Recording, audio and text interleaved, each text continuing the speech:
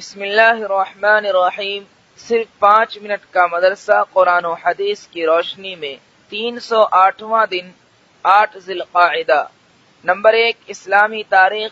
حضرت انس بن نضر رضی اللہ عنہ کی شہادت۔ حضرت انس بن نضر انصاری رضی اللہ عنہ خادم رسول حضرت انس بن مالک رضی اللہ عنہ کے چچا ہیں۔ ان کے بارے میں اللہ کے رسول صلی اللہ علیہ وسلم نے فرمایا، انس بن نضر ان لوگوں میں سے ہیں کہ اگر وہ کسی چیز کے بارے میں اللہ کی قسم کھا لیں تو اللہ تعالیٰ ان کی قسم پوری کر دے۔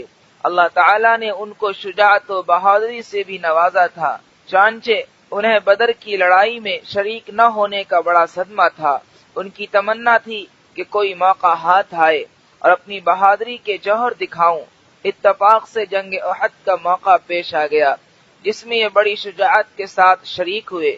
احد کی لڑائی میں شروع میں مسلمانوں کو کامیابی ملی، مگر آخر میں پہاڑ پر متعین مسلمانوں کے ہٹنے کی وجہ سے جنگ کا نقشہ بدل گیا۔ کافروں نے اس جگہ کو خالی پا کر پیچھے سے حملہ کر دیا اور بھاگتے ہوئے کافر پلٹ آئے۔ مسلمان اس اچانک حملے کی تاب نہ لا کر ادھر ادھر بھاگنے لگے تو انس بن نضر رضی اللہ عنہ نے حضرت سعد بن معاذ رضی اللہ عنہ کو دیکھ کر کہا، سعد کہاں جا رہے ہو؟ خدا کی قسم احد پہاڑ سے جنت کی خوشبو آ رہی ہے۔ اتنا کہہ کر کافروں کے لشکر میں گھس گئے اور آخری لمحہ تک لڑتے ہوئے شہید ہو گئے۔ ان کا بدن تیروں سے چھلنی ہو گیا تھا، 80 سے زیادہ تیر تلوار کے نشان ان کے بدن پر موجود تھے۔ نمبر 2، حضور صلی اللہ علیہ وسلم کا معجزہ، سخت چٹان کا نرم ہو جانا۔ جنگ خندق میں کھدائی کے دوران ایک سخت چٹان نکل آئی۔ لوگوں نے آپ صلی اللہ علیہ وسلم سے اس کے نہ ٹوٹنے کی شکایت کی۔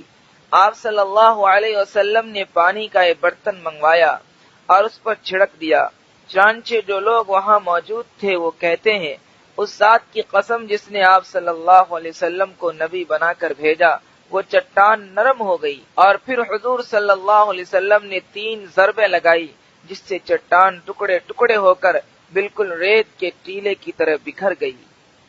نمبر 3، ایک فرض کے بارے میں، عرفات میں وقوف کرنا۔ رسول اللہ صلی اللہ علیہ وسلم نے فرمایا، حج تو عرفہ میں وقوف کرنے کا نام ہے۔ فائدہ، نویں ذی الحجہ کو تمام حاجیوں پر عرفات میں وقوف کرنا فرض ہے۔ نمبر 4، ایک سنت کے بارے میں، دوران طواف کی دعا۔ حضرت عبداللہ بن صائب رضی اللہ عنہ فرماتے ہیں کہ میں نے رسول اللہ صلی اللہ علیہ وسلم کو رکنین کے بیچ میں یہ دعا پڑھتے ہوئے سنا، ربنا آتنا فی الدنیا حسنہ وفی الآخرۃ حسنہ وقنا عذاب النار۔ نمبر 5، ایک اہم عمل کی فضیلت، ہر فرض نماز کے بعد سورہ اخلاص پڑھنا۔ رسول اللہ صلی اللہ علیہ وسلم نے فرمایا، جو شخص ہر فرض نماز کے بعد قل هو اللہ احد اخیر تک پڑھے گا، اس کو موت کے علاوہ کوئی چیز جنت میں داخل ہونے سے نہیں روک سکتی۔ نمبر 6، ایک گناہ کے بارے میں، بری تدبیریں کرنا۔ قرآن میں اللہ تعالیٰ فرماتا ہے، جو لوگ بری تدبیریں کرتے ہیں ان کو سخت عذاب ہوگا اور ان کی سب تدبیریں ناکام ہو جائیں گی۔ نمبر 7، دنیا کے بارے میں، دنیا کی ظاہری حالت دھوکا ہے۔ قرآن میں اللہ تعالیٰ فرماتا ہے، یہ لوگ صرف دنیاوی زندگی کی ظاہری حالت کو جانتے ہیں اور یہ آخرت سے بالکل غافل ہیں۔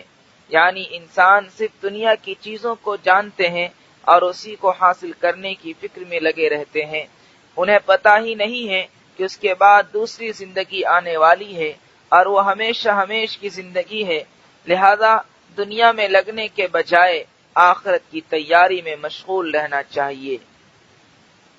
نمبر 8، آخرت کے بارے میں، دوزخ کی دیوار۔ رسول اللہ صلی اللہ علیہ وسلم نے فرمایا، دوزخ کی آگ کی قناتوں کو 4 دیواروں نے گھیر رکھا ہے اور ہر ایک دیوار کی چوڑائی 40 سال چلنے کے برابر ہے۔